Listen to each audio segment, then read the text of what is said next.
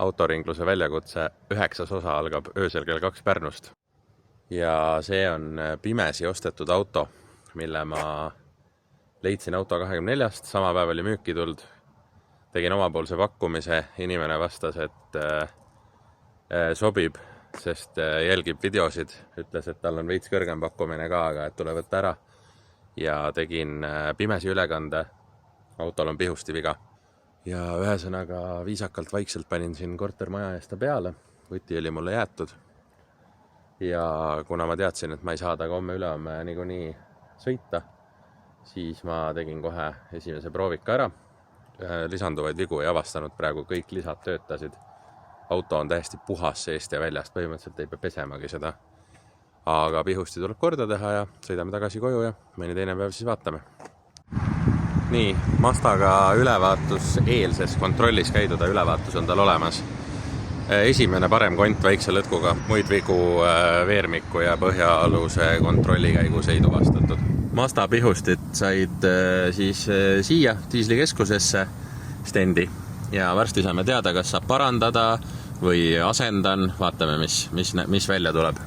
Ja kohe vaatame seda Mazdat edasi, aga siia vahele siis eelmise video Civic osteti vahepeal ära.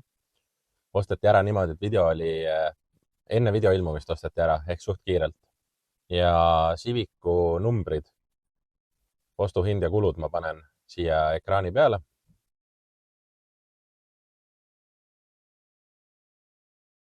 Ja see omakorda tähendab siis seda, et vahearvestus pärast Civicu müüki on siin.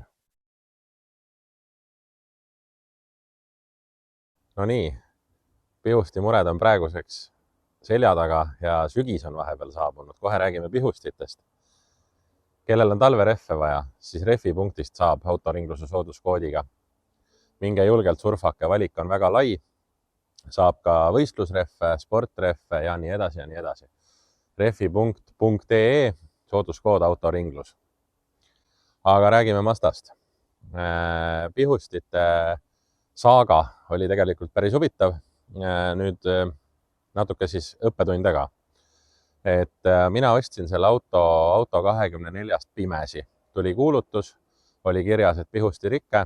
Rääkisin omanikuga, jutt tundus, et kõik klapib, ostsin ära, käisin öösel järgi. Jutt klappiski. 4 pihustist 2 olid vigased. Ja läksin siis esimese hooga, väga tore oli see, et pihusteid oli võtta tegelikult, nii Eestist kui Leedust. Ja läksin, ostsin Eestist 2 kasutatud pihustit. Ja lootsin parimat, aga ei.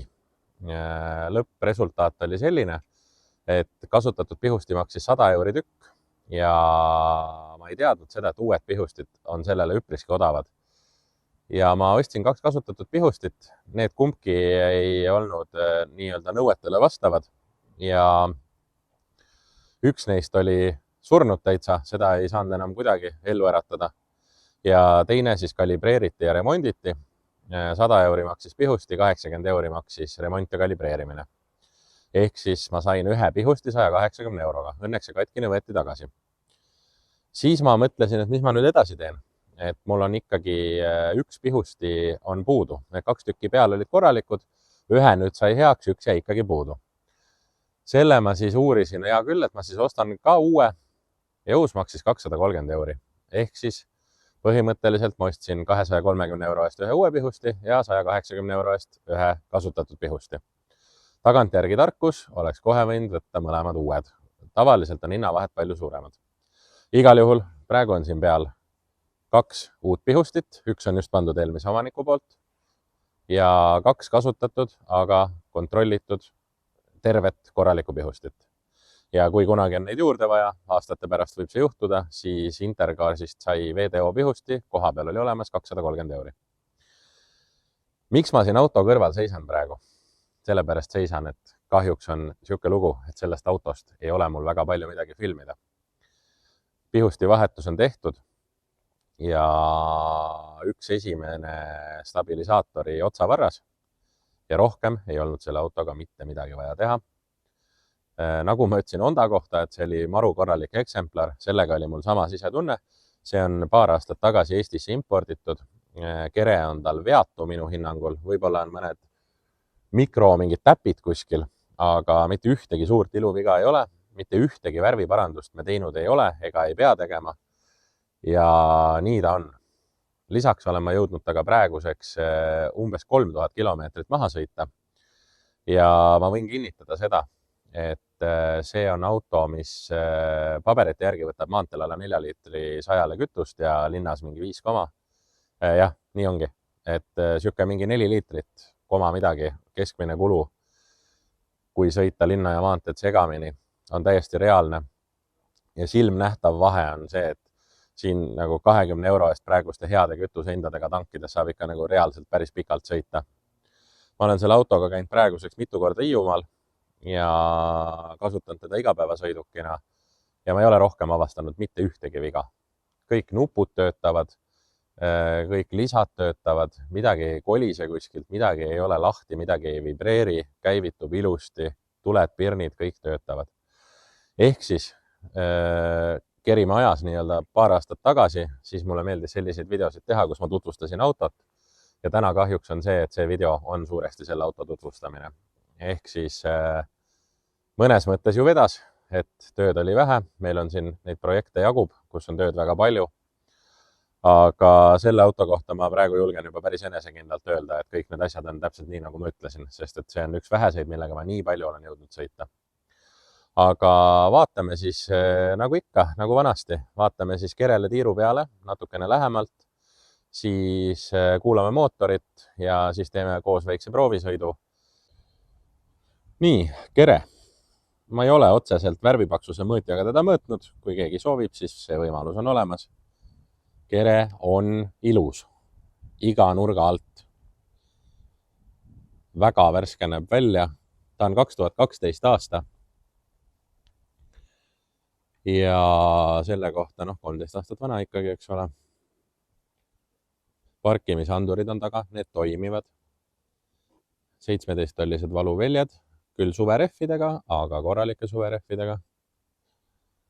Nii, kohe oleme omadega ringi peale saanud. Mina siit roostet leidnud ei ole. Esituled lakkisime ka tal üle. Olid kergelt tuhmid, aga praegu on väga ilusad.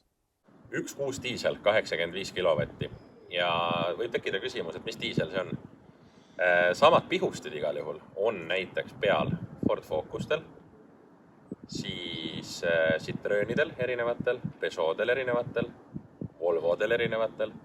Ehk siis sama mootor on väga paljudel autodel peal ja see on minu arust väga suur pluss, sellepärast, et kui sul on sellele mootorile vaja näiteks starterit, generaatorit, kollektorit, mida iganes sellist varuosa, mida võib osta kasutatult kontrollituna, siis need asjad on kindlasti saadaval, et ei pea muretsema selle pärast, et Mazda diisel, et äkki on väga haruldane.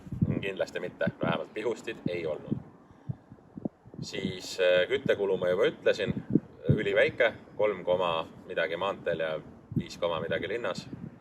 Aastaarv 2012 ja päritoluses Saksamaa, aga vaadake ise Maanteeametist, peast ei mäleta.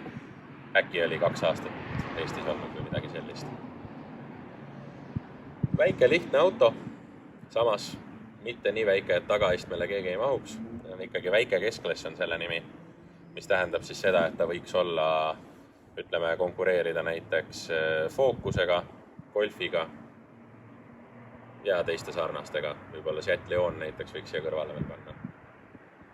Ja vaatame nüüd salongiga. Nii, siin on meil tekstiilsisu, aga täiesti terve, ei haise, ei lõhna, ei narmenda kuskilt. See on auto, millel ma ei pannud isegi tolmuimejat käima, kui ma ta sain, sellepärast, et ta oli sees täiesti puhas. Selline armatuur. See on kuulutuses ka piltide pealt hästi näha. Istmesoojendused toimivad. Bluetooth ühendus muideks toimib. Saab rääkida telefoniga, saab muusikat kuulata. Seal on 2 väikest displeid. Siin on telefoni hoidik, selle ma jätan sisse. Toimib ka ja mahub ilusti ära. Multifunktsionaalne rool. Seda vaatame teiselt poolt kohe. Siin on mul lapse tool sees. nagu ma ütlesin, ma kasutan seda autot reaalselt. Ja lähme teisele poole.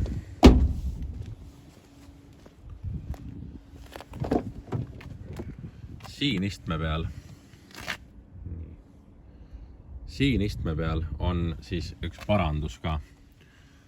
Mingisugune õmblus. Aga nii on. Sellega ma midagi tegema ei hakka. Isofix loomulikult. See on juba palju aastaid enne seda. Hetkel ta seest ma teda värskelt pesnud ei ole, sest et ma sõidan taga kohe siit ise koju. Et on võib-olla kergelt tolmune, aga kui keegi vaatama tuleb, siis ma teen selle enne üle. Ja siin on siis näha, mida rooli pealt teha saab. Loomulikult on tal püsikiirushoidja.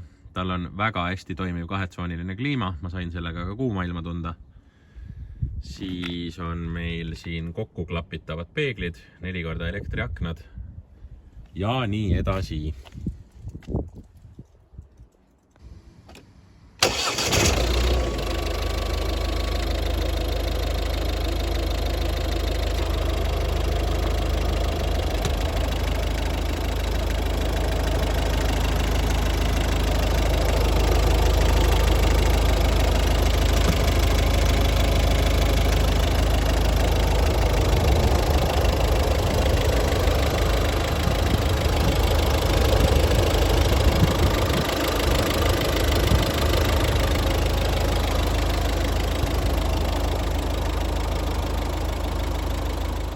Aga vaatame siis natukene salongis ka ringi, et nagu vanasti kõik nupud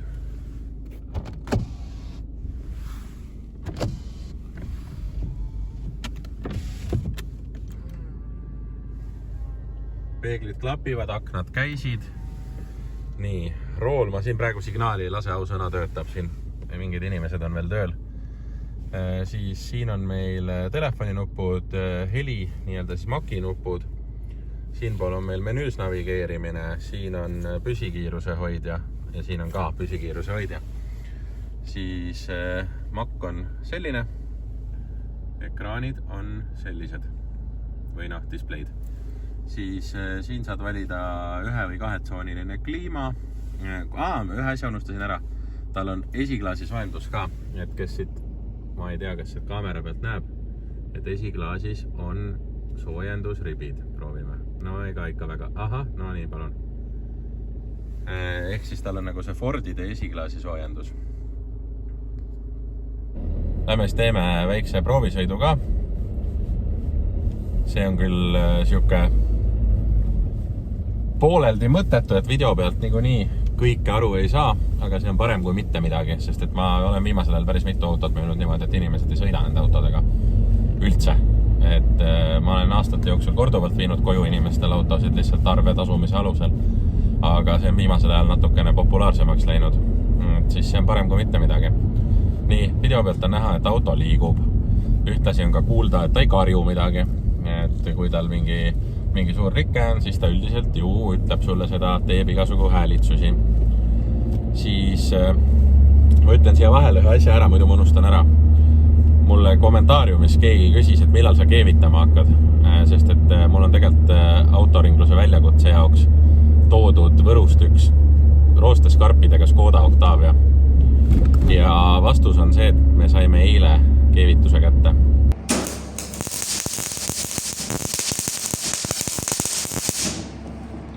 Oi. Ehk siis nüüd varsti on lootus näha keevitusvideota, see tuleb kindlasti päris inetu, aga okei, see selleks. Täna me ei keevita, täna sõidame Mazdaga.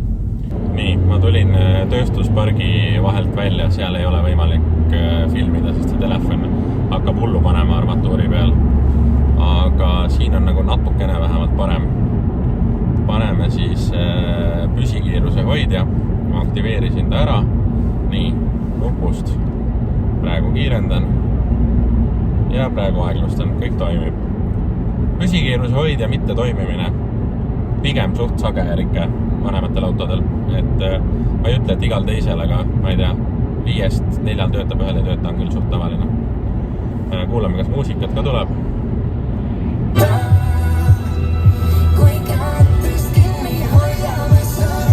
Elmar oli peal, Elmar töötab, ehk siis tuleb.